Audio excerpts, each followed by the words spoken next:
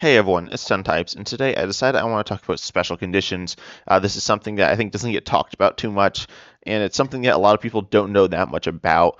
A lot of people do know what they do, but I figured I'd just talk about them a little bit, especially to newer players, because there's something that isn't really explained. Um, and it's one of the more complicated parts about the Pokemon TCG, in my opinion, is it doesn't really tell you like on the card what a special condition does. So there are five special conditions. There are actually cards that you can get that tell you what they do. I don't remember where they're like what you get them in. They're not like super common, but they do exist, which are fine, but they're actually kind of big. Anyway, so there are five of them. There's confusion, sleep or asleep, paralysis, poison, and a burn. And generally, I think they've all seen a little bit of play, but not that much. So first of all, paralysis, paralyzed, and sleep or asleep. So if you paralyze your opponent or put them to sleep, then they pretty much cannot attack or retreat. The Pokemon that you put to sleep or paralyzed. And also a big thing with the special conditions, you can only apply a special condition to your opponent's active Pokemon, which is a really big deal. That means that if you switch out or if you retreat, although some of them, sleep and paralysis, stop you from retreating, but if you do retreat or you switch out, then you get to you remove that special condition, which is pretty nice. It's not something that's like actually, yeah, that's probably the main way to remove it, and a lot of people will just remove it right after you apply them with it, unless they can't retreat or switch out, which is sometimes true. But you want to keep in mind that that is a very big deal. But yeah, so with the sleep and paralysis, you cannot you cannot retreat or attack, which is a pretty big deal. And they're actually very similar, but they're not quite the same. The only difference, honestly, is paralysis lasts exactly one turn for both you and your opponent. So if you paralyze your opponent's active until the end of their turn, or I guess it's like one of your opponent's turns. So until the end of your opponent's turn, they are paralyzed, and then once they pass it back to you, or they attack or whatever, then they're presumably they're not attacking because they're paralyzed. So then they pass it back to you, and then they're unparalyzed, but then you can paralyze them again. That's why paralysis is generally considered the strongest. Um, in a in a vacuum, paralysis is considered the strongest because you can paralyze them over and over again, and they can never attack. Sleep is a little bit different. It's the same idea, but it's a coin flip. So between every turn, they flip a coin. This means that once you put them to sleep, they immediately flip a coin and they have a 50% chance to wake up and just attack on their turn, which is a pretty big downgrade from paralysis. This does mean that, so it's a 50% chance of them not being able to attack or retreat. But that does mean that going forwards, they need to flip a coin after when they pass it back to you. So there's still like a 1 in 8 chance that sleep sticks 2 turns in a row. That's pretty low. It's generally regarded as much worse than paralysis, essentially a direct downgrade.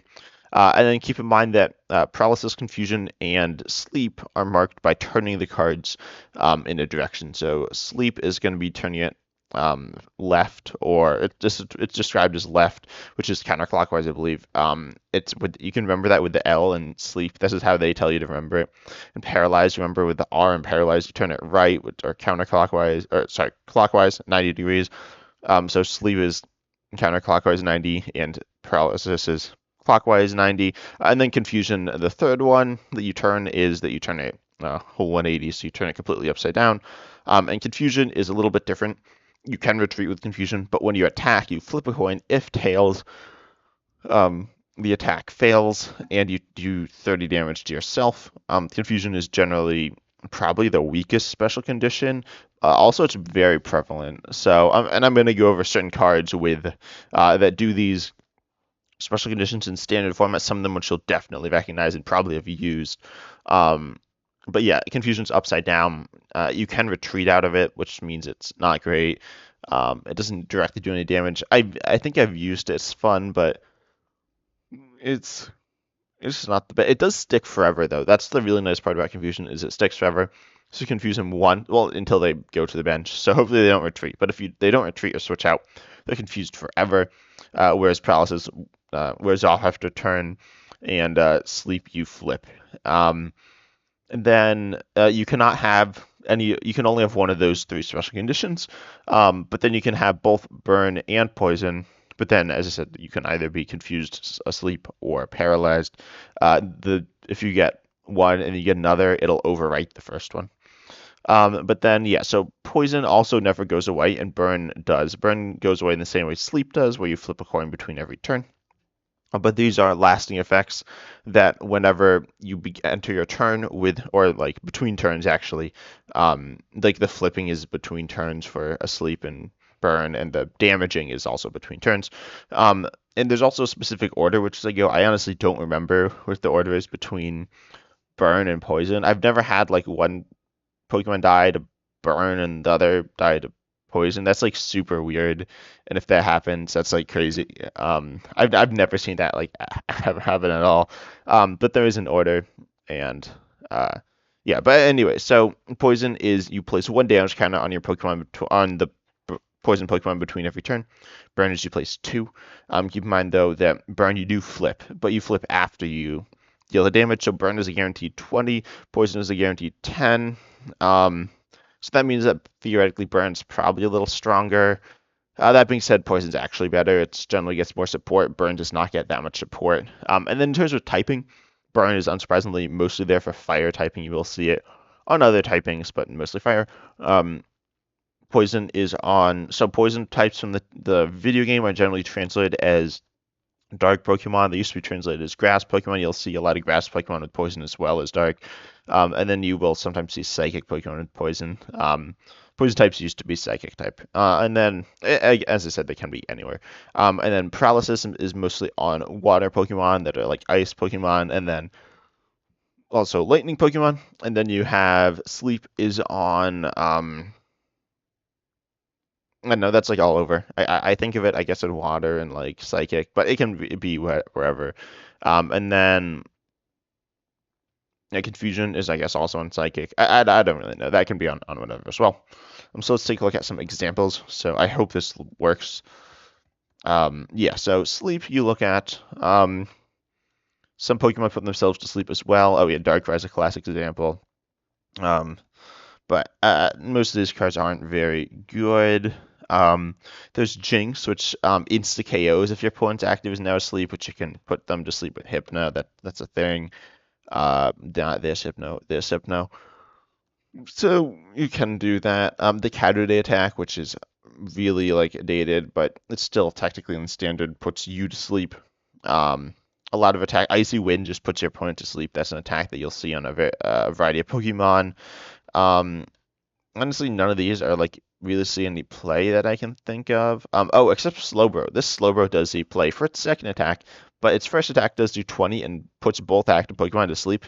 So now you and your opponent are like both flipping. It's kind of weird. Snorlax, yeah, this one puts itself to sleep. You need to flip two coins instead of one. And they both need to be heads for it to wake up, which is a really interesting thing. Meaning that the odds are I think there's slightly less than 50% chance you wake up between turns. I don't really know. Block Snorlax's attack also puts itself to sleep. Spore is a classic attack that puts your opponent to sleep. As I said, most of these are not a big deal except for Snorlax. Oh, and then Therapeutic Energy. Oh no. Therapy. There we go. It says that it cures sleep confusion and paralysis, which honestly I didn't know. Oh yeah. So it's sleep confusion and paralysis, which are the ones that like stop you from attacking. It doesn't stop poison and burn, so that is a thing. Burn. Let's see. Burned. We got. Are any of do any of these see play? I don't really think most of these see play. And like these are Pokemon you don't really attack with. This is an Arcanine sometimes sees play though, which essentially burn gives you 20 extra damage. And then Klawf. Klawf is a classic Pokemon, or I don't know if it's classic, but it's a really popular one right now. And it does use burn and poison because you can. It does morph. Or no, there's a soon Electrode V, which we'll look at, which does more for each special condition affecting it. And as I said, you can have both burn and poison at the same time. You can even do, as I said, confusion, paralysis, or sleep, but not all three. So you can be affected by up to three special conditions at one time, which is a thing. Then we got, let's see, asleep. and it usually says your opponent's active Pokemon is now asleep, or this Pokemon is now asleep. I looked at sleep already. Poison, let's see, we got ourselves. So poison, we got Brute Bonnet. Brute Bonnet is like a really good card, and if it has a tool attached, a specific tool, then it says both active Pokemon are now asleep. But then Ancient Booster Energy Capsule says that the Pokemon it's attached to, assuming it's an ancient Pokemon, cannot be affected by special conditions. So you have a lot of cards to stop special conditions. Butterfree is seen play in Weeping Bell, which both poison. Sometimes you have these like big poison things as well. This poison does, instead of 1 damage, it does 12 between turns. This one does 6. This one does, I think, 3. So yeah, you got a bunch of like different poison damage things that do like extra damage. You have weird abilities like this Pokemon can't be poisoned. I think this poison does. Oh no, this is regular poison. This one's like 6 poison. You have all these like weird things. You have this thing that says your point like it's hard to retreat with poison. This one says they can't. Oh yeah, I forgot to mention this earlier. When you evolve or devolve, you remove this special condition. This usually doesn't come into play too much, but does come into play sometimes. And I definitely should have said that earlier. But this stops that from happening. Again, now we got 5 poison. I thought there was more, but I'm wrong. And then we got, I don't know, you get the idea. Oh, and then we have Radiant History and Sneasler. This is another reason why poison's generally, right now, regarded as pretty solid. Poison, instead of doing 1, it does 3. It's 2 more. So it can do more. If it starts at like 5 for whatever reason, it would now be up to 7 between turns. So that's a very good card. None of these are like amazing, I wouldn't say. I mean, Brute Bonnet, like the Among Us guy, is pretty good. The Burn, I think we looked at that. Nothing was crazy there. And then Confusion. This one, did I misspell it?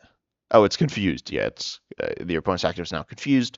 Most of these aren't very good. Delphox V has an attack that burns and confuses for 1, which you'll sometimes use. Not the best, but it's something that's used. This one, this doesn't really see play. It confuses. Jinx, Gusts, and Confuses. This is a card that's seen some play. Not a ton, but some. One of my favorites, Spinda, confuses. There's Salazzle that says it does 90 for each special condition affecting your opponent's active, which is like a funny card. No, yeah, nothing too crazy. This one's like one of those extra poison that also confuses. This one does confusion and item lock.